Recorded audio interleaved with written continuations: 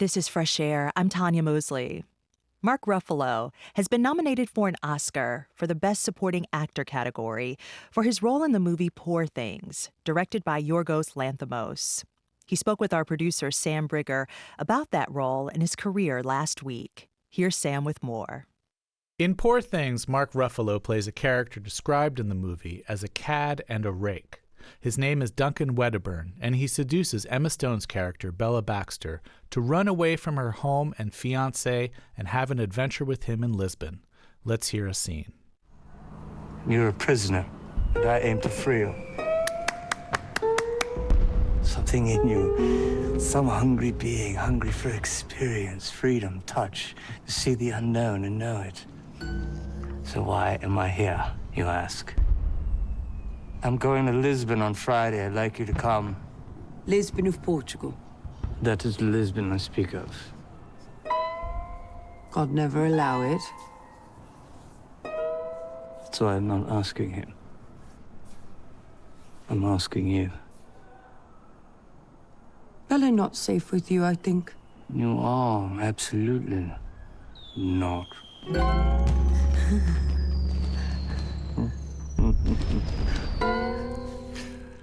In that scene, Duncan Wedderburn is looking at Bella Baxter like a cartoon cat who's trapped the canary. What he doesn't realize is that Bella Baxter is no ordinary young innocent to corrupt. She is in fact the result of a Frankenstein-like experiment by a scientist, played by Willem Dafoe, who reanimated a dead woman's body by replacing her brain with the brain of her unborn baby. Bella goes through a rapid awakening to the world around her and to her own body, and like an infant who doesn't yet know society's norms, is uninhibited to a degree that both attracts Wedderburn and undoes him. Mark Ruffalo's performance in Poor Things is hilarious and delicious, and he himself describes it as a big departure from his previous work in movies like Zodiac, Spotlight, Foxcatcher, The Kids Are All Right, You Can Count on Me, and of course, several Marvel movies and TV shows where he plays the Incredible Hulk. Well, Mark Ruffalo, welcome back to Fresh Air. Thanks, Sam. It's really nice to be here. It's nice to have you. You said you had some trepidation about taking on this role. What were your concerns? Well, I hadn't really played anything like this, and I hadn't done an accent. I hadn't really done any kind of a period piece. And, you have a career going, and you get a brand, and mistakenly you start to believe maybe that's who you are, or that's how the world wants to see you. And I really wanted to be great in a Yorgos Lanthimos movie, and so I said to him, it's ridiculous now, but I said to him, Yorgos, I want to work with you. I love you, and I don't want to suck in your movie, and I don't know if I'm the right guy for this, So did he have to convince you? It didn't take very much. He just laughed at me. He's just like, you're him. And he just refused to even entertain my trepidation. Well, it is such a fun role. Like, once you accepted it, did you have fun doing it? Oh my God, it was such a blast. It was so freeing, and you don't realize where a certain role is going to take you. They all take you on kind of a journey, and they all sort of, if you let them, talk to some part of you, somewhere you are, somewhere you want to be, or something that's maybe on your mind subconsciously. And it was really about just being free. You've been in like romantic comedies, and you've been in movies that have comedic elements, like the Brothers Bloom, and even in the Avengers movies. But I don't think you've ever had a role that is so broadly comic as this one. I mean, you even do a pratfall at one point. So can you just sort of compare what it's like to act in something that's comedic like this compared to your more like dramatic roles? Yeah, it's,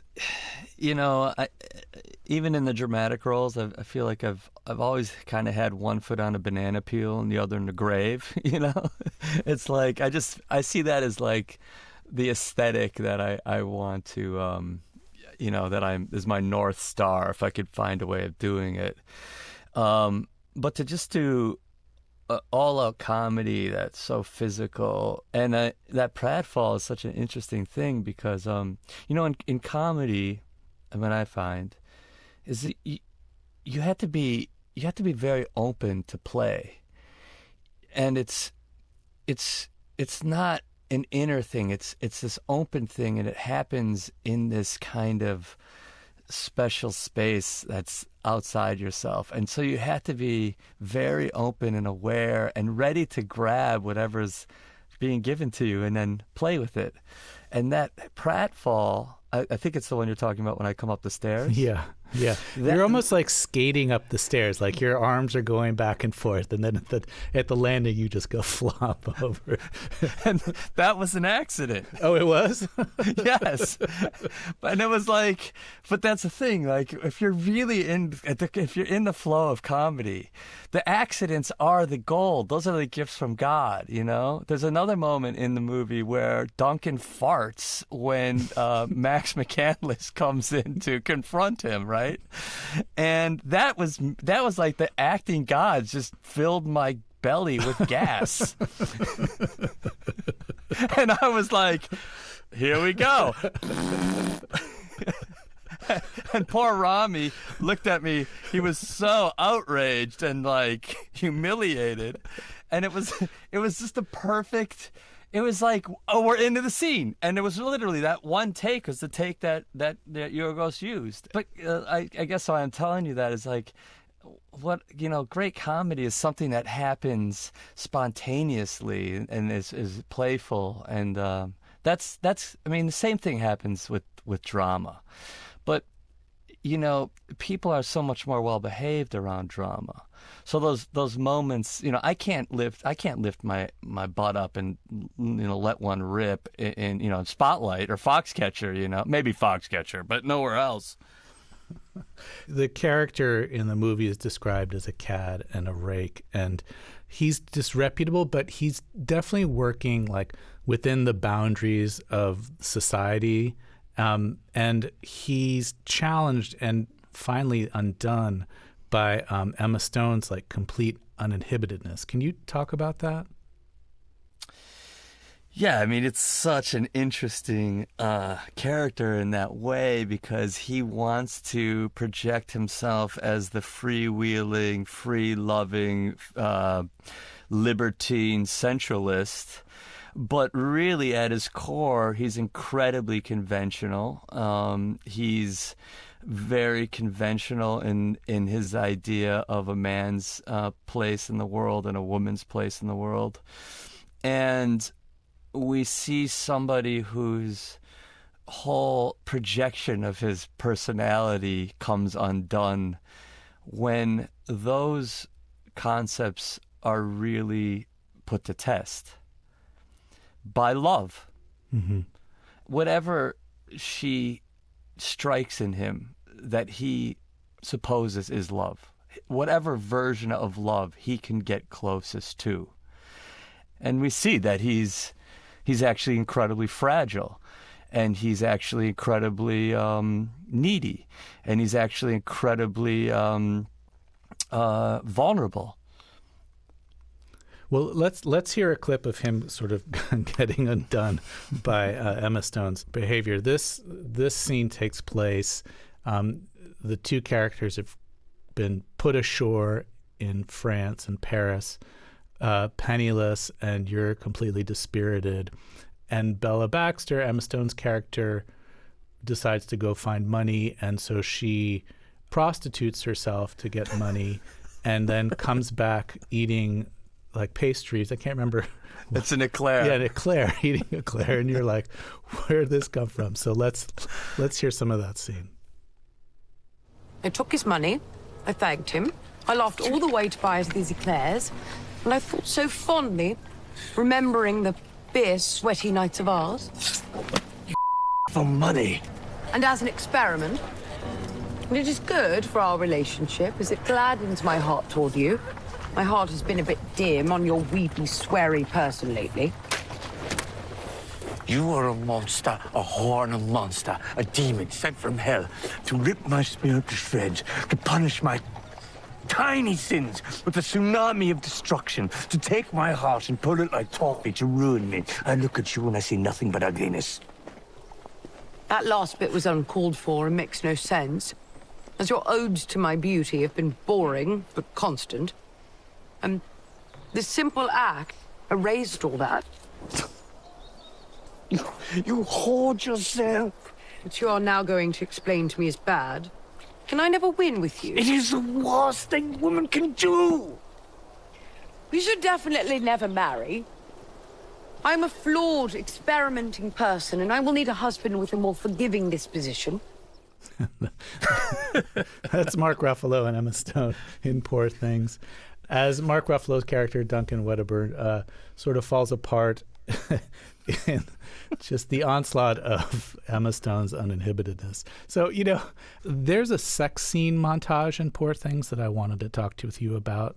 Like, you've done sex scenes before, but this is sex played for comedy. Like, it's not supposed to be sexy. I mean, it's meant to make the audience laugh. I mean, the characters are having a good time, but it's filmed to look awkward and rutting, and your character's even wearing a corset. So can you talk about, like, doing that kind of scene for comedy? The only time you want to do that kind of scene is if it's for comedy.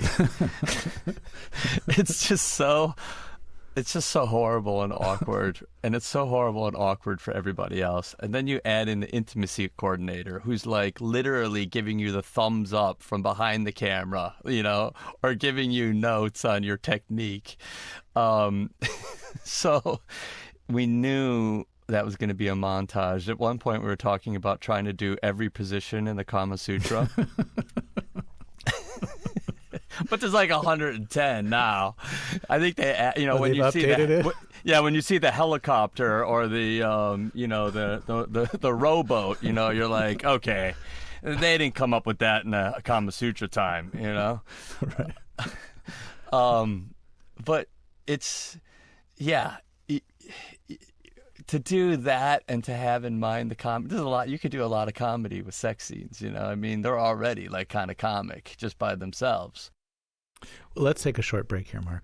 If you're just joining us, our guest is Mark Ruffalo. He's been nominated for a Best Supporting Actor Oscar for his role in the movie Poor Things. We'll be back after a short break. This is Fresh Air. This is Fresh Air. If you're just joining us, we're speaking with Mark Ruffalo. His role in Poor Things has been nominated for an Oscar this year in the Best Supporting Actor category. So, Mark, I have to ask you about the big green guy. Since 2012, you've been playing the Incredible Hulk, and as I said, a bunch of different Marvel movies and TV shows, starting with the first Avengers movie. But in 2012, like, there were just a lot of superhero movies out there, and a lot of really good actors were being swept up in them, like particularly Robert Downey Jr. playing Iron Man. But, like, did you ever think you were going to play a superhero? Honestly, not in my wildest dreams did I ever see myself coming from, You Can Count on Me, or even a romantic comedy, 13 Going on 30, or In the Cut, right, to doing a superhero movie. But, you mentioned Robert revolutionized the sort of tentpole studio film and really the industry by his performance in Iron Man. And they took a big, swing with him, and it really paid off. But what Robert did was he created a space for really complex indie actors to come into these big, spectacle films and ground them in really wonderful character work. To play the Hulk, you have to spend a lot of time acting in a motion capture suit. Like, did you have any apprehensions about doing that? I hated it. It's the man-canceling suit. It makes you look big everywhere you want to look small and small everywhere you want to look big, It's just like, it's the most humiliating thing in the world. I had a little loincloth made for it at one point as the years went on, because it's just so not modest. And so, it's the most vulnerable thing in the world. As an actor, you learn to love a costume. You learn to hide behind props. You learn to, sink into a set and lose yourself in the world. But when you're in green screen and, it's just you, and you're naked, and it's all your imagination. You have to put things there that aren't there. You have to play off people that aren't there. You have to use props that aren't there. This is in the beginning. It's changed quite a bit now, but you know what I found? That all the theater training that I had, you walk onto a stage and you're in a black box basically. You have to really develop your imagination to make that place a forest or a castle or a desolate landscape and Samuel Beckett's mind of nowhere and no place, and make that real and something that you could live off of. So in a lot of ways, this ancient technology that I'd been so versed in actually was the best preparation for this new modern thing that was happening. That's really interesting. What about just in terms of being expressive with your face? Because your face is obviously a big tool for an actor. Were you concerned that you would be doing all this work and it wouldn't be accurately captured by the animation? I was. What was amazing in the beginning was you couldn't shoot the body portion and the face portion at the same time. So I was locked down. You literally could not move your head, and they would capture your facial gestures in this orb, and you couldn't move your head. And I'm such a physical actor, and it's all connected, and I just found that to be incredibly difficult and even frustrating. And as the technology moved along, and I was developing it with them. I was telling them my experience. I was, saying this would be better if we could do this. And they're like, oh, yeah, we're working on that. To now where I can walk on a set in my motion capture suit. I could play with the other actors. I could pick up props. I could do everything that you were not allowed to do in the beginning. And it's just taken this huge technological leap. What about the celebrity from being part of the Marvel Universe? By the time you started being the Incredible Hulk, you were already a very well-known and successful actor, but was the celebrity and the recognition sort of exponentially different? Oh my God. I wasn't well known in comparison. It was a radical change in, every way that I live publicly. I do lament the loss of being able to observe the world without it observing me back, or being the one observed. But it's this, it's like everything. It's a blessing and it's a curse at once. Does it take away from simple things like walking down the street or going for a hike or something? It can. I did have developed this incredible way. If I'm by myself, I could pretty much disappear. Especially in New York. No one looks at each other in New York. They just, we're so on top of each other that everyone wants to give each other their space, and they want their space in an emotional sense. And so that means not looking people in the face or the eyes. You'd be on the subway and there's 100 people there, and not one person's, unless they know each other or they're a tourist, is looking at anybody else. They got their head down, they're in the phone or in a book, sleeping, whatever. Do you have to do like the cap and sunglasses thing all the time? I'll do that. Or, I'll wear such a ridiculous hat, or like, my glasses are so ridiculous that people are embarrassed to look at me. It's like a camouflage of unsightliness. Well, let's take another break here. If you're just joining us, my guest is Mark Ruffalo. He's been nominated for an Oscar for Best Supporting Actor for his role in the movie Poor Things. We'll be back after a short break. I'm Sam Briger, and this is Fresh Air. This is Fresh Air. I'm Sam Briger. My guest is Mark Ruffalo. He's been nominated for an Academy Award for Best Supporting Actor for his role in Poor Things. Some of his other movies include Spotlight, Foxcatcher, The Kids Are All Right, Zodiac, and You Can Count on Me. He has, of course, also played the Incredible Hulk in many Marvel movies and TV shows. Mark, to prepare for this interview, I watched a lot of your films, and I watched this trio of films that you did, which are all based on historical events. There's actually some sort of similarity between them. This is Zodiac, Foxcatcher, and Spotlight. And I read that for two of those movies, the people you were portraying were still alive, and you got to spend time with them, got to know them. And this was Dave Toschi, who was one of the detectives investigating the Zodiac killings. And then for Spotlight, you spent time with one of the reporters who was investigating the sexual abuse in the Catholic Church, Mike Resendiz. So when you're portraying a historical figure, an actual person, like how much of an effort do you make to try to be as much like them as possible? Let's stick with Mike Resendiz. Like how much time did you spend with him? Oh, days. And, we became friends. And I asked that if it was okay for him to be with us while we were shooting.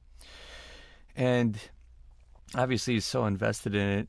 He was actually a filmmaker first. He went to AFI in the screenwriting program. And he just became this invaluable reference for all of us. But I went to the Globe the first day.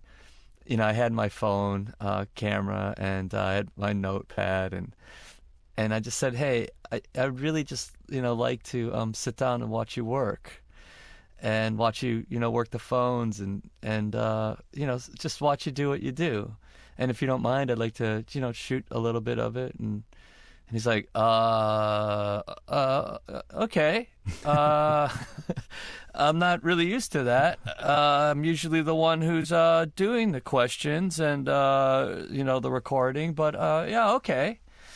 And it's funny because I know what this process is now. People, they come to you and they're nervous and they're afraid in a way. And then they start to slowly get to know you, and they start to open up, and they feel safe, and they realize that you're just there trying to do right by them, and eventually they show you who they are. And but Mike didn't take very long. And I saw him working those phones, and he had a little bit of a temper sometimes too, which I also just loved. And after that, we usually have to have a drink with somebody for them to feel safe with you. That's what I found. And after you have a drink with them, all of a sudden, it's like, okay, we shared the wine, we broke the bread, but we can be real.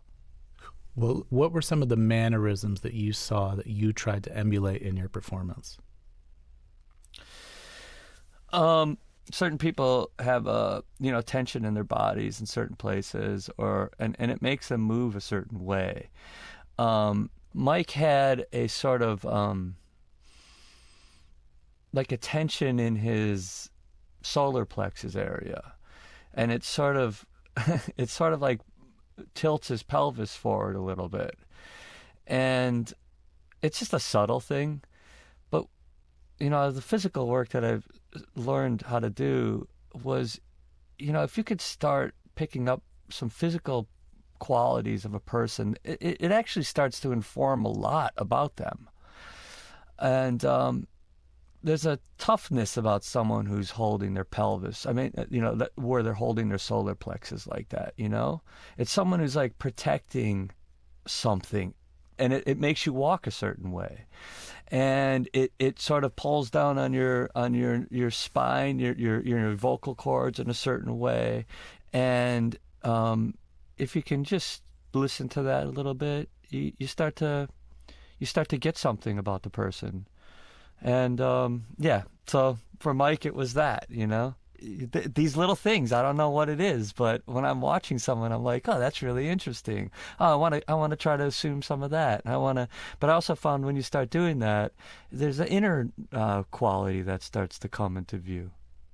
Well, I think that's really interesting. So okay, good. I sometimes I start talking about this and people like literally glaze over. They're like, the pelvic. Okay. Mark, I wanted to ask you a little bit about your childhood. It sounds like your family moved around a bit. Like you were born in Wisconsin, but then you spent some time in Virginia and then California, right? That's right. I think your family was Catholic, but it sounds like there were some active seekers of religion in the household. Is that correct? Yes, it was a very interesting household, religiously speaking. My family was, Italian Catholics, very Catholic, my grandparents. Then my mom and her mother became evangelicals, in the First Assembly of God, Pentecostal, Jimmy Swaggart era. And my dad split off completely in a whole nother direction into the Baha'i faith. And so, you're in the family and everyone's participating. And so I was introduced to all three. Well, you actually were saved by the televangelist Jimmy Swaggart, right? I was. How was that first? Was that on TV? No. There was a First Assembly of God in Kenosha, Wisconsin at the time. And my grandmother's a member of it. And, these different evangelical preachers would sort of tour. Mm-hmm. And he was the star of that at that time. He was, their, Elvis of evangelical. And there was music. I mean, it was a pretty lively experience. And so my grandmother, for her birthday, asked me to be saved. And I was like, saved from what? I'm 8. What am I? I haven't even gotten to do anything yet, really. And it was like, no, you were born. I mean, the second you come through the birth canal, you've sinned. That's that's the original sin. And I'm like, oh yeah, okay, oh yeah, makes sense to me.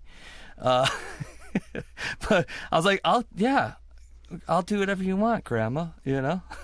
So what was that like? Did everyone sort of line up or get like? Yeah, so they bring the kids down. Like it was a special moment. We're like, okay, we're going to bring the children down, And so I'm walking down there. I was like, I want to be saved. I mean, I don't want to go to hell. I certainly don't, that would suck. And it's going to make my grandma happy. But man, this is so intense down here and he's so sweaty and everyone's like talking in different languages and it was, so I got down there and we're lined up and they're going, each kid's getting prayed on from kid to kid and they're falling down or, people are falling over and it wasn't happening. And I was like, I'm not feeling it. And then finally I was like, oh man, I'm not going to be the one who's like, doesn't get Jesus today. I'm like, no, not me. Nuh-uh. And I just kind of went with it, So you fell over too?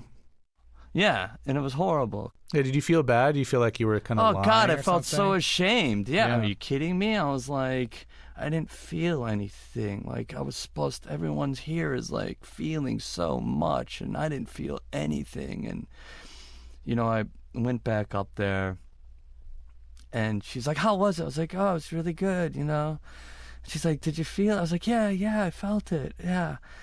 And, man, I mean, what that sets up in you at so early an age is so difficult for your your ongoing relationship. Just became this thing that was always there that I didn't understand. Now I do, but I didn't then. And it was just a just shameful feeling. If you're just joining us, our guest is actor Mark Ruffalo. He's been nominated for a Best Supporting Actor Oscar for his role in the movie Poor Things. We'll be back after a short break. This is Fresh Air. This is Fresh Air. If you're just joining us, we're speaking with Mark Ruffalo. His role in Poor Things has been nominated for an Oscar this year in the Best Supporting Actor category. So how did you get into acting? Like, is that something you felt good at right away? Did it come easy naturally to you? No. I sucked. I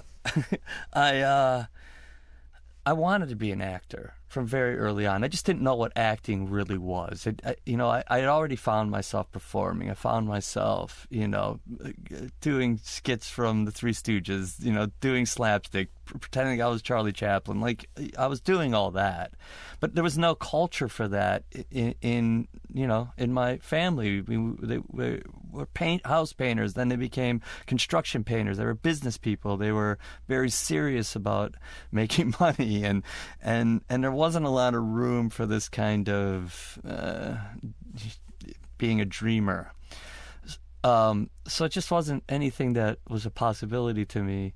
My senior year of high school, I dropped out of wrestling. I was an avid wrestler, and I dropped out of wrestling to join the drama department because I'd walk by the drama department and they'd all be wrestling on the ground just like us, but it was like 10 girls and 2 guys. And, I was like, why am I not doing that wrestling, And so I went in there and I was just thrilled by it, how emotionally open it was and diverse and accepting and silly and everything you couldn't be as a young man, and one of the kids in the play broke his arm, and my teacher Nancy Curtis, who was like this great theater teacher in the middle of Virginia Beach, like really great, came to me and said, I want you to replace Scott. And I said, well, you do? And she's like, yeah. And I was like, I don't know. I don't know if I could do it. She's like, I think you could do it. And so I did it, and I did the first scene, and I was basically just ripping off Peter Falk and Columbo. And I did the first scene, and I got a big laugh, and I said, oh my God, this is what I want to do for the rest of my life. This is amazing.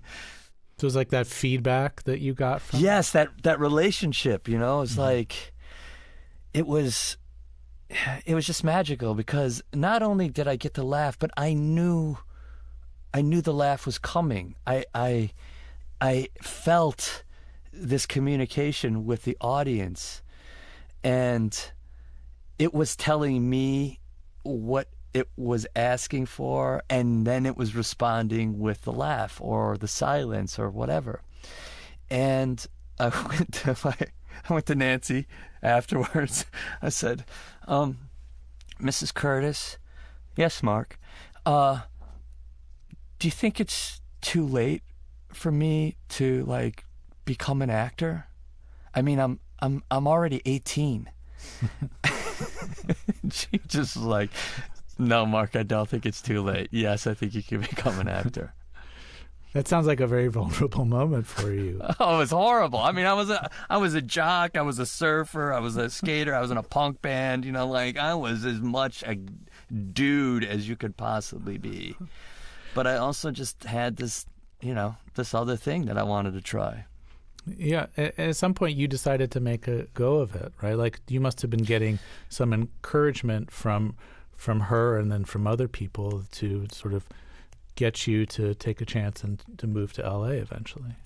Well, my family moved to San Diego the day after I graduated from high school. And, all my friends had gotten into colleges. I didn't get into any colleges. I was a terrible student. I didn't even really apply to that many. And I ended up in San Diego, and I didn't have a plan. And through a whole fantastical set of circumstances, I heard about the Stella Adler Conservatory in Los Angeles. That was like 2 hours away. Was Stella Adler teaching there when you were there? Yeah, she was there, but I had the good fortune of walking in the school, and there was a woman there, Joanne Linville, who I recognized immediately as the Romulan commander of Star Trek. And she said, "What are you doing here?" And I said, I don't have an audition. I don't know what I'm doing. I don't have any real training, but I want to spend my life being an actor." And she said, "Well, darling, you've come to the right place." And she really took me under her wing. And I wasn't good in the beginning. And it took me a long time. You know who I was in class with, who was amazing, was Benicio del Toro. Like, literally, the second he walked in, he was amazing. And I looked at him, I was like, oh my God, I'll never be that guy. And yeah, it took me a long time and a lot of auditions before I started to figure out what I was doing. If you're just joining us, we're speaking with actor Mark Ruffalo. More after a break. This is Fresh Air.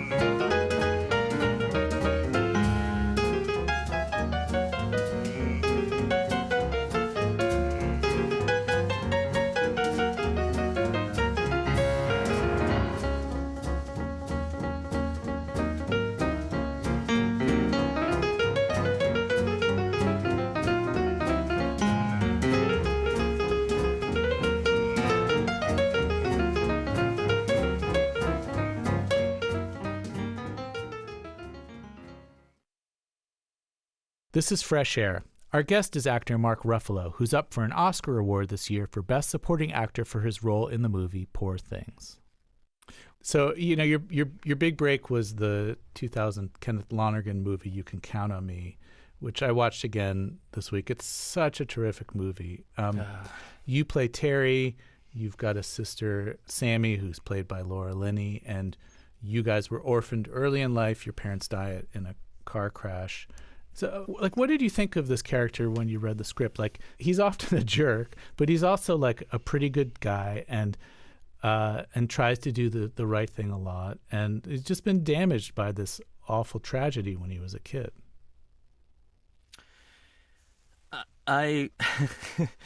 He was so many people that I knew growing up. And he just felt so close to me. I read it and I said, I have to play this. There's no one else in the world that could play this. And I got to somehow convince Kenny of that, who at the time was really, because of financial reasons and the way movies are made, he was dead set on getting a star to do it. And I wasn't that. But I just was so moved by it, and I felt I got to play this. There's no one else. So you begged to get the role, huh? Is that what you said? Basically, Kenny was like, I can't use you. You don't look anything like Laura Linney. She's the one we're gonna cast. And I was just like, just let me come in for an audition, man. We're like, I'm a good friend, and and he's like, fine, just don't sick your manager on me, And I was like, fine, I won't, And he said, okay, the casting's closed. We're gonna go to another actor on Monday, so just come to the production office and I'll tape you myself and I'll read the sides with you. I was like, thank you. And I went in there and I knew I had to be better than if I even ever got the part. And so I worked on it and I worked on it and I worked on it and I knew it. And I went in there and I already knew I had nothing to lose, so I was so free. And we read the first scene. He's holding the camera in one hand and reading the lines in the other, right? And after the first scene, he's like, that was really good. He was unhappy about that. Yeah, no, it wasn't joy. It's like, all right, let's read the next one. And I did that. I was like, oh, that was really good. You'd be really good in this part. And slowly but surely, I won him over. Well, he made a good decision casting you in that role. Thank God. Great performance.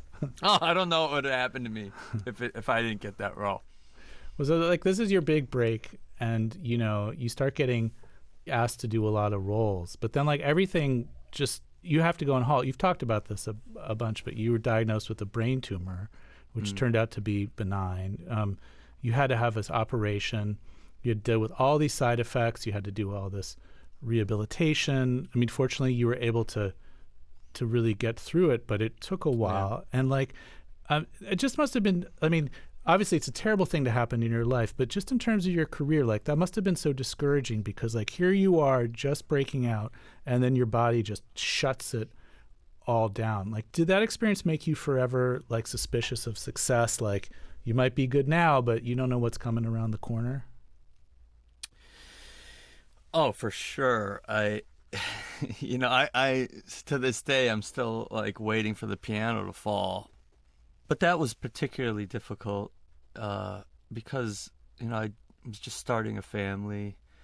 I just bought a house based on this next big job that was coming, which was with M. Night Shyamalan and in Signs, co-starring with Mel Gibson. I mean, it was just like this explosion from that movie, and I was the hot guy, and it was all before me.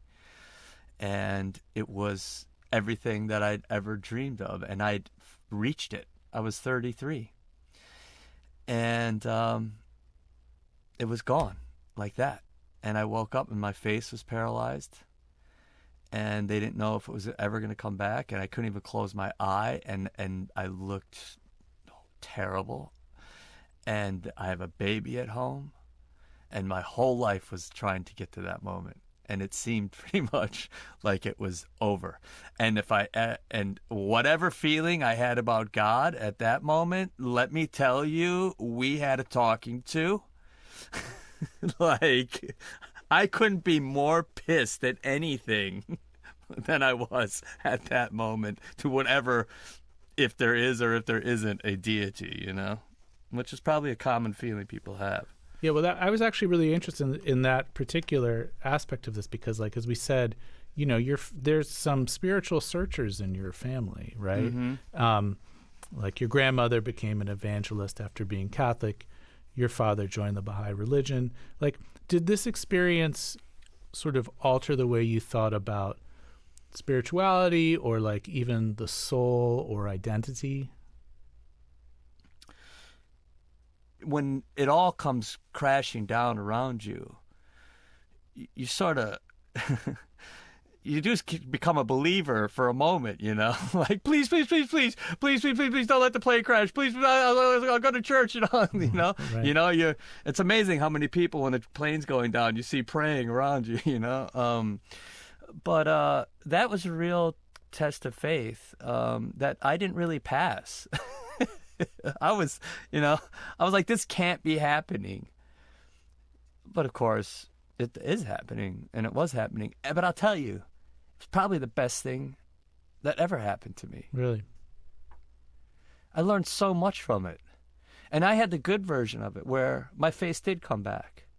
So I lost everything. I went through that experience, which made me grateful. It made me, it made me compassionate. It made me aware of loss. It made me aware of, how fragile life is. It just gave me so many lessons. And at the end of the day, it didn't really cost me much except for the hearing in my left ear, which was the deal I made. Hey, dude, if you're really there, please don't leave my son fatherless. Just take my left ear. Cool? Yeah. You got to be careful what deals you make. Yeah. That's what I learned. Well, it's been a real pleasure speaking with you. Mark Ruffalo, thanks so much for coming on the show. Thanks, Sam. It was a great interview. It was really a great interview. I appreciate it.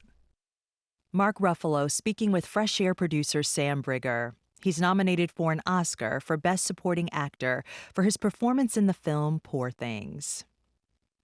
To keep up with what's on the show and get highlights of our interviews, follow us on Instagram at NPR Fresh Air.